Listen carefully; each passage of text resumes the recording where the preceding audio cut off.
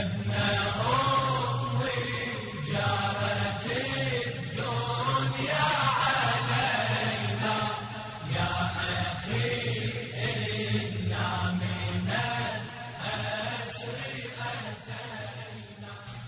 بالله من الشيطان اللعين الرجيم بسم الله الرحمن الرحيم السلام عليكم ورحمة الله وبركاته.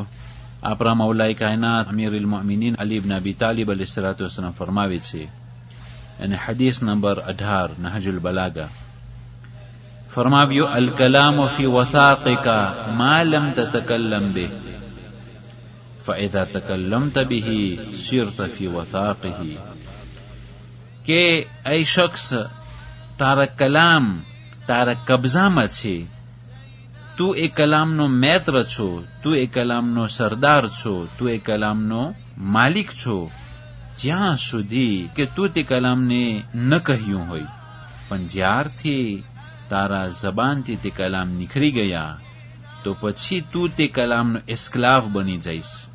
એ કલામનો મેત્રીજ તારા હાથમાં નહીં હોય, બલકે તે કલામ અહીંયાથી ઓવા થશે, અને અમુક એવા કલામો છે કે જેનાથી તને નુકસાની પહોંચાડે છે. મૌલા અલૈહિસ્સલામ કહ્યું, ફખઝન લિસાનકા કમા તખઝુનુ ઝહબકા, એ શખ્સ તારા જબાનને તું જે ખુદાઈ તને નેચરલ ખજાનો આપ્યો છે, જે નેચરલ કોફર આપ્યો છે, એ તારા જબાનને ખજાનો તરીકે એના અંદરમાં સાચવી રાખ. જે પ્રમાણે તું તારા સોનાઓને અને તારા કાગળિયાઓને સાચવે છે અને તેજોરીના અંદરમાં રાખી દે છે, એ જ પ્રમાણે તારી જબાનને પણ તું સાચવ અને તે મોઢાની તેજોરીના અંદરમાં તેને બંધ રાખ. ફરુબ કલિમતિન સલબત નિઅમા વજલબત નેકમા. ઇમામ અલૈહિસ્સલામ કહે છે કે શું ખબર કે એવો કોઈ શબ્દ હોય કે જે શબ્દ થકી તારા પાસેથી નિઅમત ચાલી જશે અને તારા ઉપર મુસીબતનો પહાડ તોડી નાખશે. ઘણી વખત આપણે કઈ ચીજ મળવાની હોય, આપણે કંઈક નિઅમત મળવાની હોય, પણ એક જ જબાન થકી એ નિઅમત ચાલી જાય છે. અને શું ખબર કે આપણે મહેફૂઝ હોય એ બલા અને મુસીબતોથી, પણ એક જ શબ્દ થકી ઇન્સાન ઉપર આફત અને મુસીબત અને બલાઓ નાઝિલ થાય છે.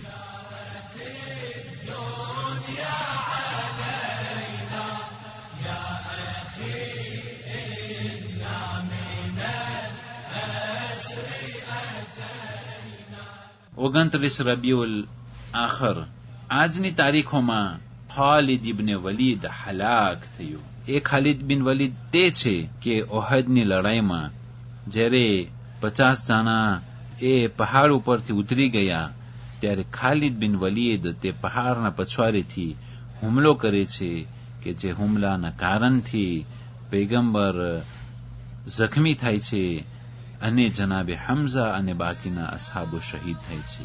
29 રબીઉલ આખર આજની તારીખોમાં 1308 હિજરી સનમાં ઇન્કિલાબે તબાકુ, કે જે રેવોલ્યુશન દે તાબા નામનું મશહૂર છે, પ્રખ્યાત છે, એની શરૂઆત થઈ. કે જ્યારે મુસલમાન દેશો ઉપર એ બહારની તાકાતો કોલોનાઇઝેશન કરવા માટે આવતા હતા, જે પ્રમાણે ચાઇનાની પ્રજાને તબાકુની આદત પાડી તે તબાનો જે વેપાર હતો તેઓના હાથમાં હતું, અને પછી સરકાર ઉપર તેઓ દબાણ કરતા હતા અને તેઓના સિયાસી અને બાકીના બધે મકસદો પૂરા થતા હતા.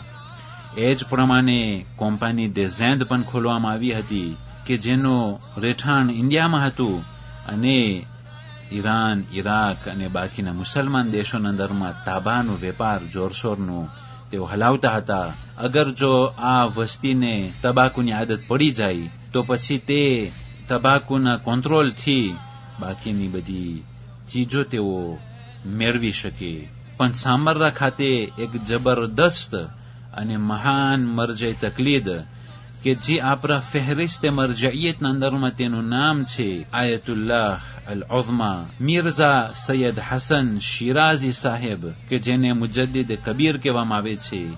તે શખ્સિયત એક ફતવો જાહેર કરે છે કે આજ પછી તબાકુ હરામ છે. આ ફતવાના થકી ઇરાક અને ઈરાનના અંદરમાં મોમીનો તબાકુ ઇસ્તેમાલ કરવાનું ખતમ કર્યું અને આના થકી કોમ્પાની દે ઝેન્દનું મૂળ આ મુસલમાન દેશોના અંદરમાંથી ઉખડી ગયું હતું.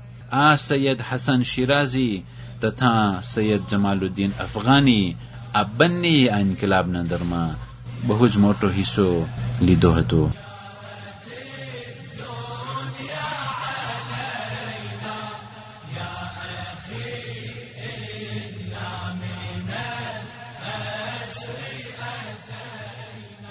વસ્સલામુ અલૈકુમ વરહમતુલ્લાહિ વબરકાતુહ.